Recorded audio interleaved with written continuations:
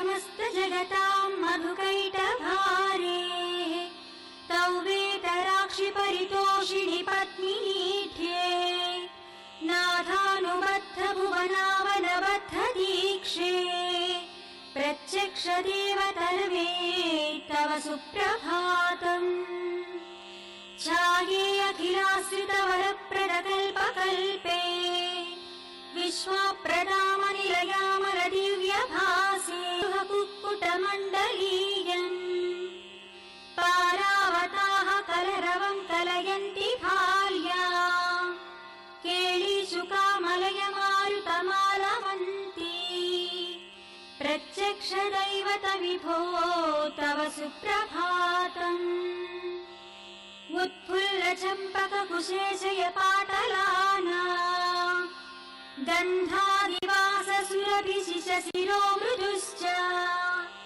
त्वां सेवते मरुददृश्च वपुर्महात्मन् श्रीसूर्यदैवत विभो तव सुप्रभातम् स्वामिन्नदप्रवृजिनापः पुष्करिण्या स्नाताः प्रपूतमनसः स्मृतिवर्मनिष्ठाः गायन्ति साममधुरं ऋषितुल्यविप्राः श्रीहर्षवल्लधिपते तव सुप्रभातम् रम्याग्रहण्यविततौ कलभाषिणीना वीणानिनादकलितामृतभव्यगानम् संश्रूयते भवदनन्तगुणानुबन्धी श्रीसूर्यदैवत विभो तव सुप्रभातम्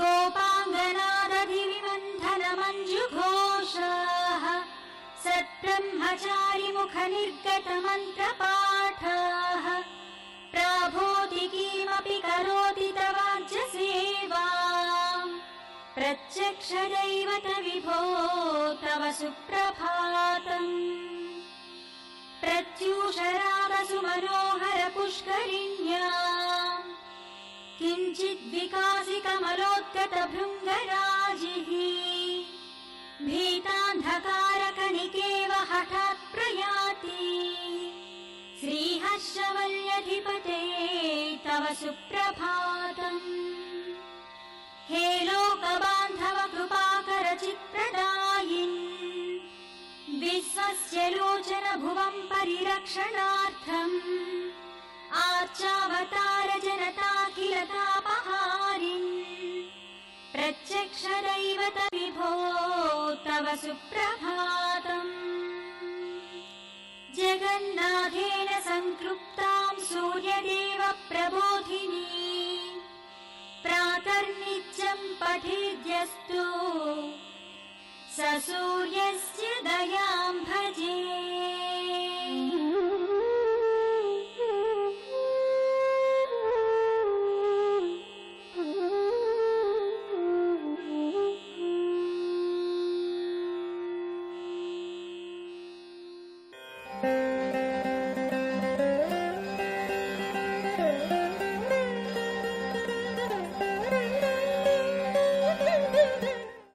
నమామి భగవత్పాద శంకరం లోకశంకరం యా కుందేందు తుషారహార ధవళా యా శుభ్రవస్త్రావృత యా వీణా వరదండమండితకరా యా శ్వేతపద్మాసన యా బ్రహ్మాచ్యుత శంకర ప్రభృతిభిర్దేవైः సదా పూజిత సామాం పాతు సరస్వతీ భగవతి నిశ్శేషజాడ్యాపః. శ్రీ మహాగణాధిపతయే నమః. ఐం మహాసరస్వత్యై నమః.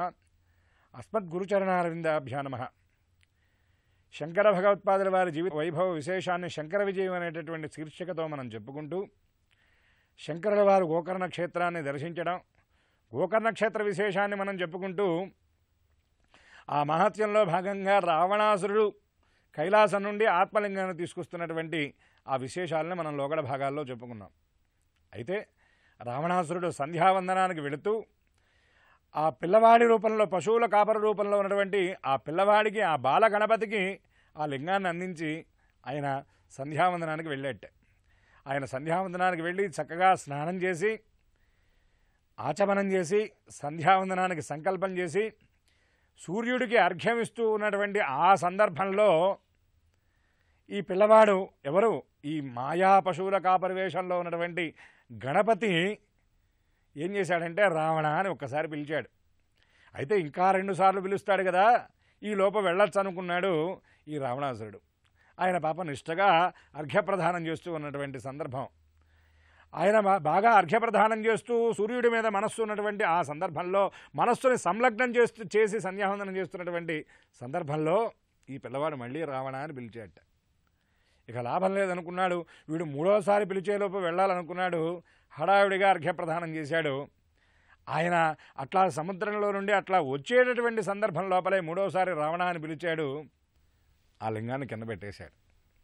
రావణాసురుడు అరే ఎంత పని జరిగింది, ఇటువంటి ఇంత అద్భుతమైనటువంటి అమూల్యమైనటువంటి ఆత్మలింగాన్ని నేను సాధించి, ఇంత ఘోరమైనటువంటి తపస్సు చేసి, శంకరుణ్ణి మెప్పించి, ఆఖరికి నా పేగుల్ని తీసి దాన్ని వీణాతంత్రుడుగా చేసి వీణ వాయించి ఇంత త్యాగానికి సిద్ధపడి సంపాదించుకున్నటువంటి అనర్ఘమైనటువంటి ఆత్మలింగాన్ని నేను కోల్పోయాని అని భావన చేసి ఆ పిల్లవాడిని దండించాలని ఆ పిల్లవాడి వెనకాల పరిగెత్తాట రావణాసురుడు. కొంత దూరం పరిగెత్తిన తర్వాత ఆ పిల్లవాడు సాక్షాత్తు గణపతిగా తన నిజరూపాన్ని రావణాసురుడికి అనుగ్రహించాట. ఇక రావణాసురుడు చేసేదేం లేక ఇదంతా కూడా ఈశ్వరుడు యొక్క మాయ అనుకున్నాడు. దేవతలు ఈ విధంగా భావించారని చెప్పిన ఆయనకు అర్థమైంది. కానీ ఆ లింగాన్ని ఎంతో అమితమైనటువంటి బలశాలి అయినటువంటి రావణాసురుడు ఆ లింగాన్ని పెకలించేటటువంటి ప్రయత్నం చేయాలని చూశాడు. ఆ ప్రయత్నం చేశాడు. ఆ పెకలించాలనేటటువంటి ప్రయత్నంలో ఆ లింగాన్ని పైకి లాగుతున్న కొద్దీ అది అనంతమైనటువంటి ప్రమాణానికి చేరుకున్నది. ఇక లాభం లేదనేటువంటి భావన చేసి ఈశ్వరుడికి నమస్కారం చేసి స్వనగరానికి వెళ్ళాడు రావణాసురుడు. ఆ లింగం ప్రతిష్ఠింపబడ్డటువంటి ఆ క్షేత్రం ఏదైతే ఉన్నదో సాక్షాత్తు కైలాసవాసి అయినటువంటి కపర్తి శంకరుడు యొక్క ఆత్మలింగం ప్రతిష్ఠింపబడ్డటువంటి చోటు ఏదైతే ఉన్నదో అదే గోకర్ణ క్షేత్రం. గోకర్ణం అంటే ఆవు యొక్క చెవి.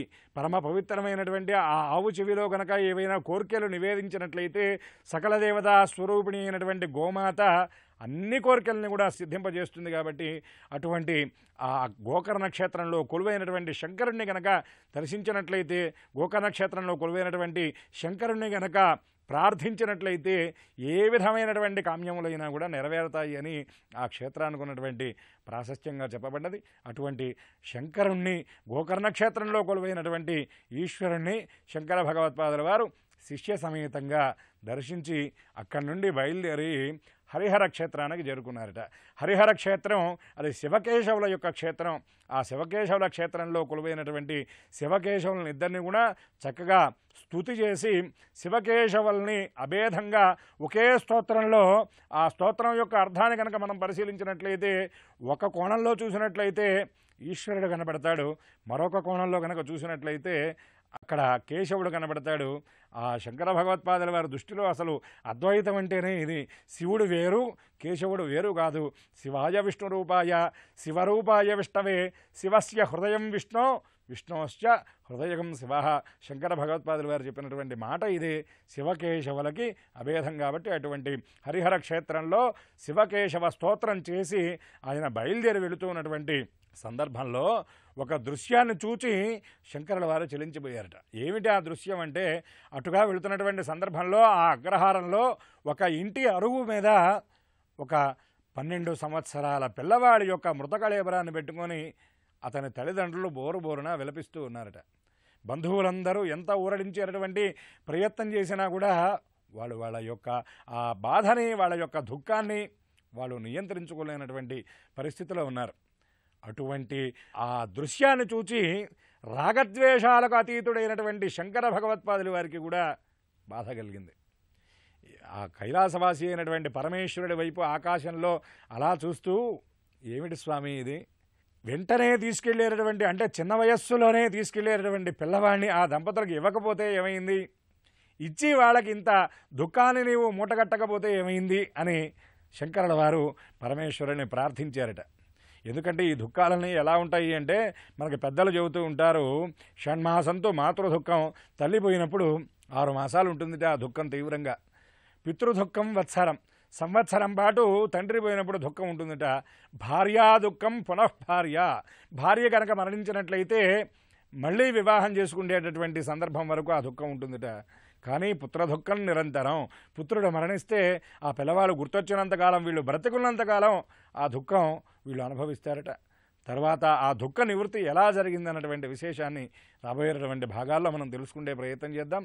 నమామి భగవత్పాద శంకరం లోకశంకరం. సర్వే జనాః సుఖినో భవంతు.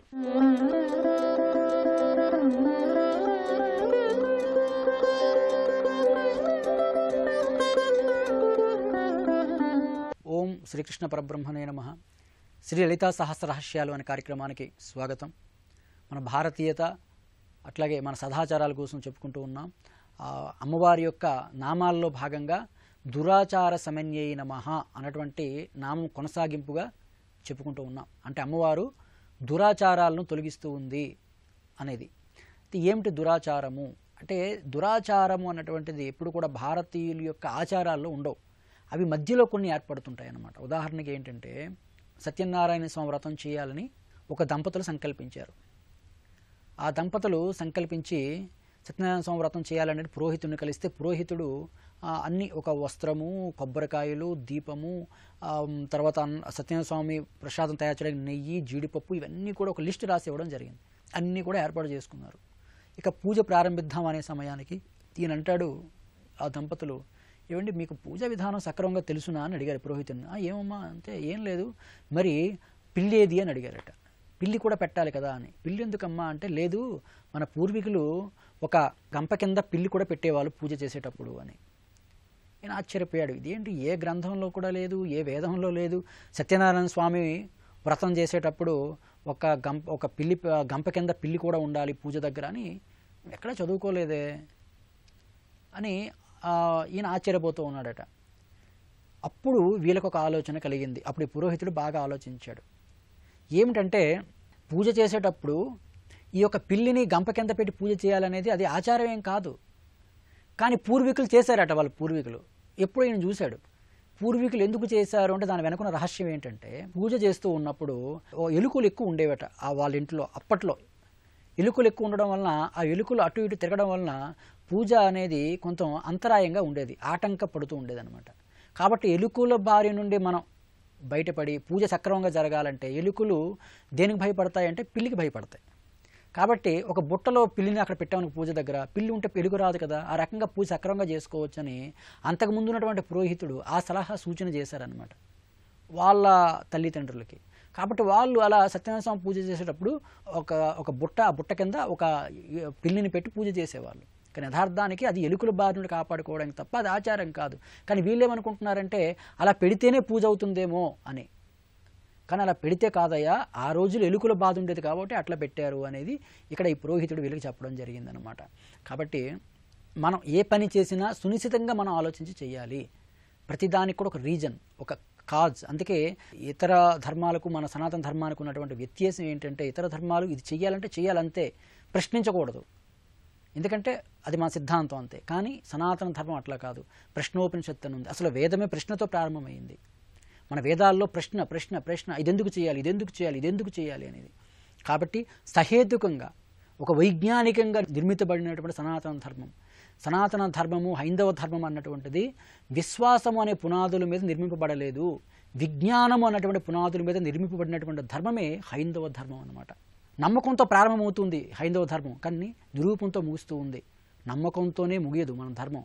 నమ్మకంతో ప్రారంభమైనా చివరికి నిరూపింపబడుతూ ఉంది. అంత గొప్ప ధర్మము సనాతన ధర్మం.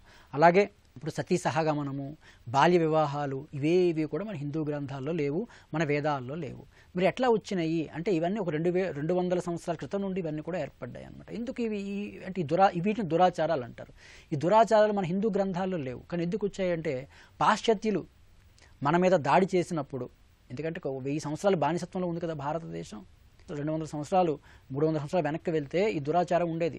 ఎందుకంటే పాశ్చాత్యులు మన దేశం మీద దాడి చేసి మన రాజుల్ని, భటుల్ని, సైనికుల్ని చంపి వాళ్ళ భార్యల్ని చెరపట్టేవాళ్ళు. అప్పుడు వాళ్ళందరూ, స్త్రీలందరూ ఒక నిర్ణయానికి వచ్చారు, అటువంటి మూర్ఖుల చేతిలో మనం నలిగిపోకుండా మన యొక్క మాన ప్రాణాలను కాపాడుకోవాలని వాళ్ళ భర్తలు చనిపోయిన వెంటనే సతీసహగమనం అన్నటువంటి ఒక దురాచారాన్ని ఏర్పాటు చేసుకున్నారు తప్ప మన గ్రంథాల్లో ఎక్కడ సతీసహగమనం లేదు. కానీ చాలామంది తెలియక ఇది హిందువులు సతీసహగమనం చేసే దురాచారం ఉందంటారు. చాలా తప్పు. హిందూ గ్రంథాలు ఎక్కడ సతీసహగమనం లేదు కదా. ఇప్పుడు పాండురాజు చనిపోతే మాద్రి అనేది స్వతహాగా నా మూలంగా నా భర్త చనిపోయాడు కాబట్టి నా భర్త లేని ప్రాణం నాకెందుకని ఆవిడ ఆ చిత్తులో దూకింది తప్ప సతీసహగమనం అనేది సిద్ధాంతంగా, సతీసహగమనం సిద్ధాంతంగా ఉంటే కుంతి కూడా ఆ చిత్తులో దూకాలి కదా. మరి దశరథ మహారాజు చనిపోతే కౌసల్య, సుమిత్ర, కైకేయి వాళ్ళ ముగ్గురు సతీసహగమనం చేయలేదే. మీరు పురాణాల్లో తీసుకోండి, పురాణాల్లో ఎంతమంది చరిత్రలు తీసుకున్న మహారాజు, చక్రవర్తి ఎవరు చనిపోయినా కూడా వాళ్ళ భార్యలు సతీసహగమనం చేయలేదు. అంటే సతీసహగమనం అనేది మన శాస్త్రాల్లో లేదు. ఆ దురాచారం అనేది కొన్ని పరిస్థితుల్లో అనుసరించి ఏర్పాటు చేసుకున్నారు. ఆ దురాచారానికి హిందూ ధర్మానికి సంబంధమే లేదు.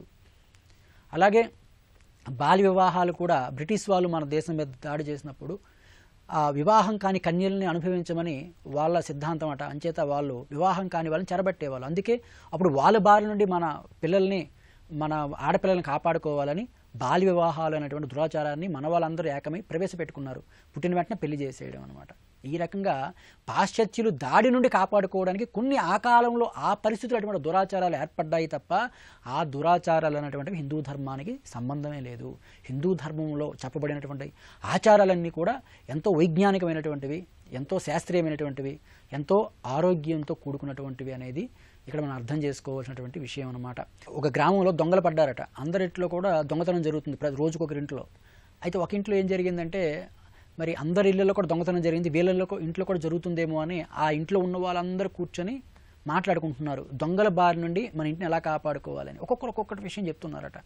బంగారాన్ని అక్కడ దాచుదాం, ఇక్కడ దాచుదాం అని అట్లా. ఆ ఇంట్లో ఉన్నటువంటి ఒక ముసలమ్మ ఏమన్నదంటే, నా సలహా మీరు పాటించండి, ఏం లేదు, మీరు బీరువాలకు అలాగే ద్వారాలకు మడి బట్టలు కట్టండి.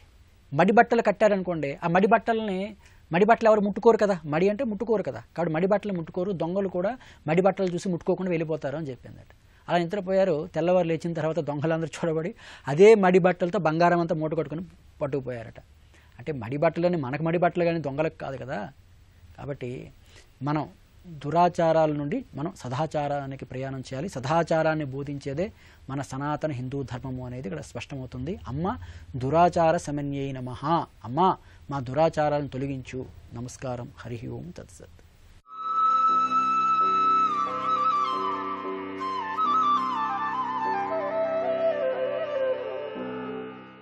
సదాశివ సమారంభం శంకరాచార్య మధ్యమం విధుశేఖర భారతి పర్యంతం వందే గురు పరంపరం.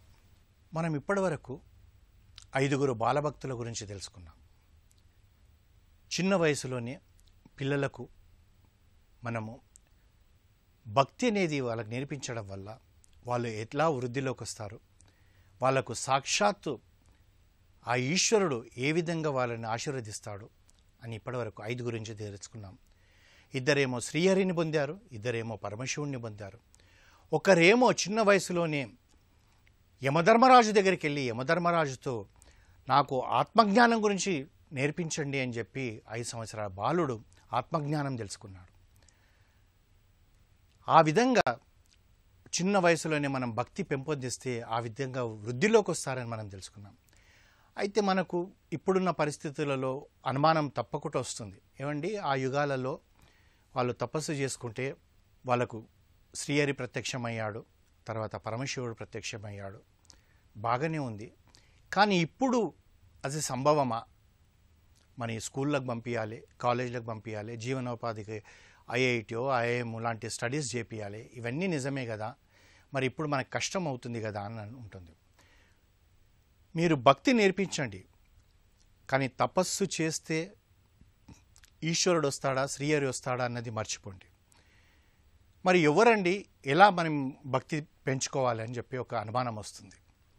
ఈ కలియుగంలో మీరు శ్రీహరి కొరకు కానివ్వండి, లేదా ఆ పరమశివుడి కొరకు కానివ్వండి, లేదా దుర్గామాత కొరకు కానివ్వండి, సుబ్రహ్మణ్య స్వామి కొరకు కానివ్వండి, గణపతి కొరకు కానివ్వండి, ఆ 3 దేవతలను మీరు తపస్సు చేసినా చేయకపోయినా పర్వాలే. మనం ఇప్పుడు తెలుసుకోబోయే కథలో నుంచి మనం నేర్చుకోవాల్సింది ఏమంటే, సాక్షాత్ మన కంటి ఎదురుగా మనకు దేవుళ్ళే ఉన్నారు, వాళ్ళకి సేవ చేసుకుంటే సరిపోతుంది. ఇంతకు ఎవరండి ఆ దేవుళ్ళని ఒక అనుమానం వస్తుంది. మాతృదేవోభవ, పితృదేవోభవ, ఆచార్య దేవోభవ అంటాం. అలాగే ఇంటికి వచ్చిన వాళ్ళని అతిథి దేవోభవ అంటాం. తల్లిదండ్రులే సాక్షాత్ లక్ష్మీనారాయణులు, తల్లిదండ్రులే సీతారామచంద్రులు, తల్లిదండ్రులే శివపార్వతులన్న భావన మనకు ఉండాలి. ఎక్కడో వెళ్ళి బద్రీనాథో కేదార్నాథో వెళ్ళి ముక్కు మూసుకొని మీరు తపస్సు చేయకున్నా పర్వాలేదు, కానీ తల్లిదండ్రులను ఉండి మీరు సేవ చేసుకుంటే సాక్షాత్ ఆ లక్ష్మీనారాయణుడికి సేవ చేసినట్టుగానే. అయితే తల్లిదండ్రులకు సేవ చేసుకున్న వాళ్ళు అప్పుడు మీరు ఏది గుడికి వెళ్ళకండి, తల్లిదండ్రులకు సేవ చేయండి. మీరు అప్పుడు ఏ క్షేత్రానికి వెళ్ళకండి, తల్లిదండ్రులకు సేవ చేయండి. ఏ నదిలో వెళ్ళి మీరు మునగకపోండి, తల్లిదండ్రులకు సేవ చేయండి. ఇవన్నీ చేసింది ఒక ఎత్తు, మీరు తల్లిదండ్రులకు చేసే సేవ ఒక ఎత్తు. మనం వినాయక వ్రత మహాత్యంలో మనం తెలుసుకుంటాం. ఎప్పుడైతే వినాయకుడు ఈ భూప్రపంచంలో ఉన్న తీర్థాలలో, నదులలో, గుళ్ళల్లో, సముద్రాలలో స్నానం చేసి వచ్చిన వాళ్ళకే మీకు ముందుగా ఉంటారని చెప్పేటప్పటికీ ఆ వినాయకుడు తన మూషికం పైన వెళ్ళలేకపోతే నారదుడు ఏం చెప్పాడు? నాయనా, నీ తల్లిదండ్రుల చుట్టూ 3 ప్రదక్షిణాలు చేయి, ఈ ప్రపంచాన్ని చుట్టొచ్చిన వాడవైతావంటే వినాయకుడు ఆ విధంగా 3 ప్రదక్షిణాలు చేశాడు కదా. ఎందు గురించి అండి మనం తల్లిదండ్రుల గురించి మనం ఆలోచించాలి. తల్లిదండ్రులకు సేవ చేస్తే మనకంత ముక్తి ఉంటుందా అంటే ఉంటుంది. మనకు కూడా ఆ త్రేతాయుగంలో జరిగిన ఒక కథ మనకు తెలుసు. ఆ ఎవరో కాదు, శ్రవణ్ కుమారుడు. అయితే తల్లిదండ్రులు మనల్ని ఎంత గొప్పగా పెంచుతారండి. ఒక్క నిమిషం ఆలోచించండి. గొప్పగా అనేటప్పటికీ పుట్టిన వెంటనే కారులలో తీసుకెళ్తారా, లేకపోతే పెద్ద రాజభవనం లాంటి ఇంట్లో ఉంచుతారా, లేదా డూన్ స్కూల్ లాంటి స్కూల్లో జాయిన్ చేపిస్తారా, లేకపోతే గొప్ప స్కూల్లో చదివిస్తారా అన్నది పక్కన పెట్టండి. ఒక బీద వాళ్ళే కావచ్చు, రోజు కూలి పని చేసే వాళ్ళే కావచ్చు, లేదా ప్రపంచంలో గొప్ప సంపదపరుడైనా సరే ఆ తల్లిదండ్రులు ఈ తల్లిదండ్రులు ఆ పిల్లల్ని ఒకే రకంగా పెంచుతారు, గొప్పగా పెంచుతారు. ఎందుకంటే ఆ తల్లిదండ్రులలో మీరు తక్కువ అనేది ఏదీ లేదు. ఎందుకంటే ఒక్కసారి ఆలోచించండి, నవమాసాలు ఆ తల్లి తన కడుపులో పెట్టుకుంటుంది నేను.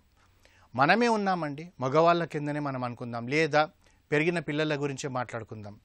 మనం షర్ట్ జోబులో 1 కేజీ బాటు, అంటే తూకంలో వేసే బాటు అనుకోండి, ఒక రాయి అనుకోండి, అది పెట్టుకొని మీరు ఒక్కరోజు ఉదయం నుంచి సాయంకాలం వరకు తిరిగి చూడండి, మీరు ఎలా ఫీల్ అవుతారు, ఆ బరువును మోయలేకపోతారు.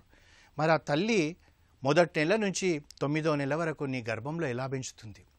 అంతేకాకుండా తల్లి లోపల ఉన్న గొప్పతనం ఏంటిదంటే, తను ఎప్పుడైతే గర్భంలో బిడ్డ పడతాడో అప్పుడు తనకు తిండి సహించదు. మనకు తెలుసు, వేవిళ్ళు అంటారు, తను తిన్నది ప్రతిదీ వాంతి చేసుకుంటుంటుంది, తనకు తిండి సహించదు. అయితే మనమే ఉన్నామనుకోండి, మనకు ఏదో ఒంట్లో బాగలేక లేదా ఫుడ్ పాయిజన్ అయ్యి 2 సార్లు వామిట్ చేసుకుంటే ఏమనుకుంటాం, అబ్బా మనం భోంచేయవద్దు, అబ్బా ఒక్కరోజు మనం కడుపు ఎండబెట్టుకుంటే మొత్తం సరిపోతుంది అనుకుంటుంది. కానీ ఆ తల్లి వాంతి చేస్తుంది, మళ్ళీ తను ఏదో ఒకటి తింటుంది. ఎందు గురించి తింటుంది? లోపలున్న బిడ్డే ఆకలితో ఉండకూడదని తింటుంది. పర్వాలేదు, నేను వాంతి చేస్తే నాకు ఇబ్బంది అవుతుంది, కానీ నా లోపలున్న బిడ్డే ఇబ్బంది పడకూడదు అనుకుంటాను. అట్లా 9 మాసాలు మోస్తుంది తన తల్లి.